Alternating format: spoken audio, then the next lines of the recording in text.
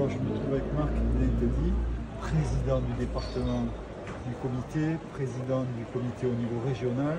Il y a encore quoi au-dessus? Normalement, il y a la fédération, mais c'est pas pour moi pour l'instant. Pour l'instant, c'est pas pour Et toi. Pour l'instant, tu as dit. Je pense que ça ne sera jamais pour moi, puisque j'aurais pu être candidat sur une liste et je refuse. Alors, est-ce que tu t'es régalé? Ce championnat départemental, tronchon, comme on dit, c'est le championnat Bec à bec. Bec à bec, c'est Bec à bec, pour reprendre l'expression de nos anciens. Celui qui ne s'est pas régalé ce week-end, c'est soit qu'il avait des problèmes de vue, soit qu'il découvrait la pétanque et qu'il ne comprenait rien. Parce que tout était réuni pour que ce soit réussi, et ça a été réussi. Un site magnifique, préparé de 1000 mètres, aussi bien ici qu'à la Moutonne par les bénévoles des deux associations pro-roises. Le temps qui a fait que, idéal. Et comment dire, des équipes qui ont fait en sorte que ce soit aussi bien dans l'organisation qu'au niveau des sportifs, que tout se passe bien. Un plateau que n'aura pas le championnat de France, puisque Tout à fait. il y a au moins une quinzaine de champions de France potentiels qui ont baissé pavillon dans le Var, puisqu'on n'en aura qu'un qui partira, en espérant qu'il y ait un deuxième qui aille récupérer une place par le biais de la région, justement. Ça va être encore relevé.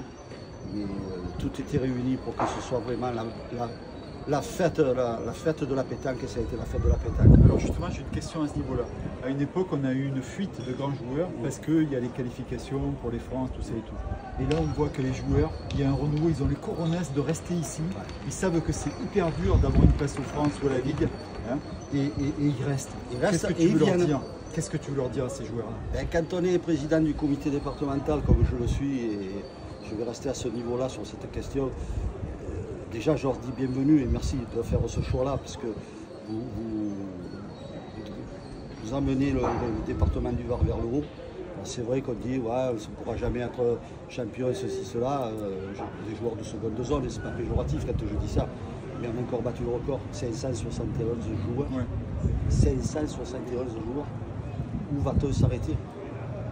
Où va-t-on s'arrêter? Et j'espère qu'on battra ce record l'année prochaine encore. Alors, quelque chose me dit qu'on ne devrait pas s'éloigner trop de l'ère croroise pour l'année prochaine, ce serait pas loin. Ça ne devrait pas être loin, non.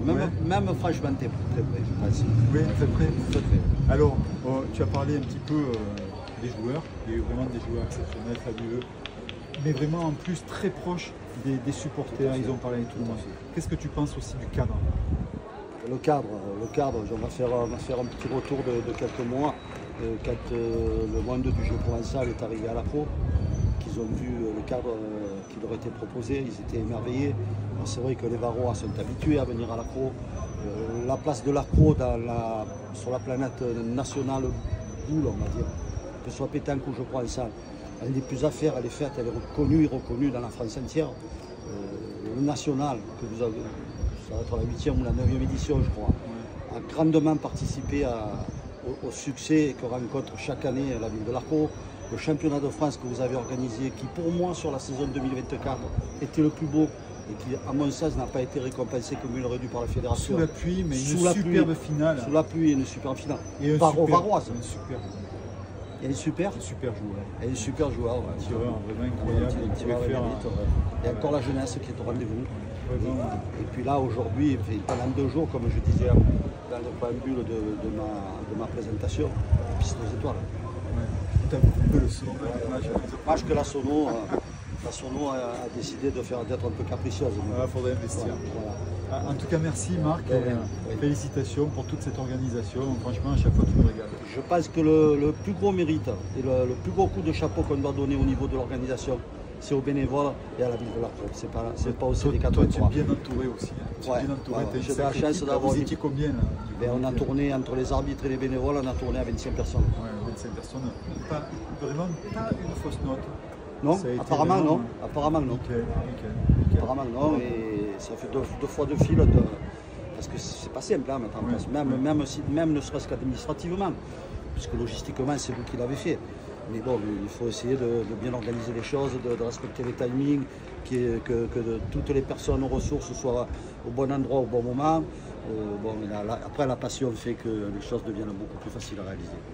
Quand on aime, on ne compte pas, et quand on aime, on réussit. Bah, écoute, merci, félicitations. Je te laisse un dernier petit mot et puis pour aller rejoindre pour les jeunes et les petits poussins qui sont là. Alors, ça fait plaisir. Hein, c'est une symbolique qu'on a voulu mettre cette année.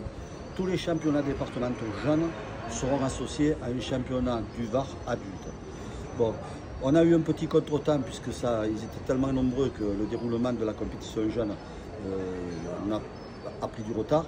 Parce que notre objectif, c'était de faire jouer les 4 finales de jeunes en même temps que la finale des grands, pour qu'ils puissent se dire, j'ai fait une finale de championnat à côté de Delahaye et de Tyson. Bon, on est arrivé à un compromis à ce qu'au moins les tout petits puissent vivre ça. Qui plus est, leur cochonnet, leur but a été lancé par Dylan Rocher et Stéphane Robineau qui ont été adorables sur le coup. J'étais pas loin, je les observais. J'avais l'impression qu'ils avaient vu le Père Noir. Puis Delahaye, le pourfendeur de la BFC, qui nous a sorti trois gros joueurs, et Tyson, le maître du chaos. Mais soyons un peu chauvés sur le coup. N'omettons pas de parler de la performance du local de l'étape. Lolo Matraglia, il a été monstrueux. Un peu fatigué, mais il a été monstrueux. Il a sorti quand même 3 grosses têtes d'affiche. Je crois que s'il y a une partie à garder en mémoire sur le nombre de parties qu'on a pu voir défiler dans le carré d'honneur, c'est la partie contre Diego Luzi. Un grand champion. Celle contre Dylan aussi, elle était très belle. J'étais pas là, j'étais avec les filles ce matin. Je l'ai filmé. Je la regarde. Puis la partie tactique.